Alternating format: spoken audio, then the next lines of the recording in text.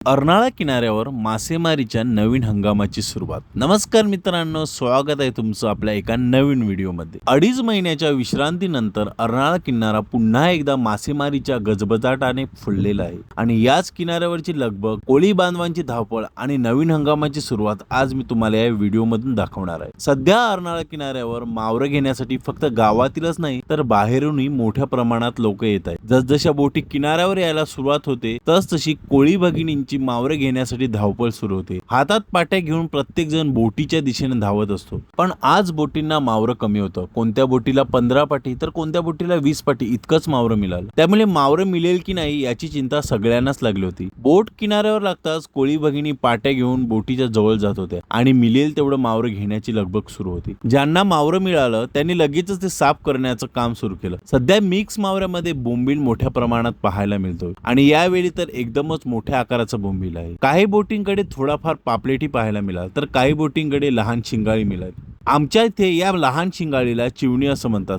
तुमच्या इथे काय म्हणतात कॉमेंटमध्ये नक्की सांगा। पण एक गोष्ट यावर्षी प्रकर्षाने जाणवते, दरवर्षीच्या तुलनेत यावर्षी कोळंबीचं प्रमाण खूपच कमी आहे। आता पुढील 2-3 दिवसात किनाऱ्यावर मावरं सुकवण्याची तयारी सुरू होईल, म्हणजेच पुन्हा एकदा किनाऱ्यावर मावरं साफ करण्याची लगबग आणि सुकवलेल्या माशांची कामं सुरू होतील। सध्या अर्नाळा किनाऱ्यावर अशीच धावपळ सुरू आहे, पण ह्या सगळ्या धावपळीमध्ये एक गोष्ट मात्र प्रत्येकाच्या चेहऱ्यावर दिसते, तो म्हणजे आनंद। कारण 2.5 महिने समुद्र बंद असल्यामुळे अनेक जण घरी बसून होते, बोटी किनाऱ्यावर होत्या पण धंदा बंद होता। आता पुन्हा बोटी समुद्रात जात आहेत, मावरं किनाऱ्यावर येत आहे आणि आमचा धंदा पुन्हा सुरू झालाय। याचाच सगळ्यात मोठा आनंद आज अर्नाळा किनाऱ्यावर पाहायला मिळतो। तर मित्रांनो, अर्नाळा किनाऱ्यावरच्या मासेमारीचा नवीन हंगामाची ही पहिली झलक तुम्हाला कशी वाटली ते कमेंटमध्ये नक्की सांगा। व्हिडिओ आवडला असेल तर लाईक करा, आपल्या कोळी बांधवांपर्यंत व्हिडिओ नक्की शेअर करा आणि अशाच आपल्या समुद्राशी, मासेमारीशी आणि कोळी जीवनाशी जडलेल्या व्हिडिओसाठी चॅनलला सबस्क्राईब करायला विसरू नका आणि मला फॉलो करायला विसरू नका। पुन्हा भेटू एका नवीन व्हिडिओमध्ये, तोपर्यंत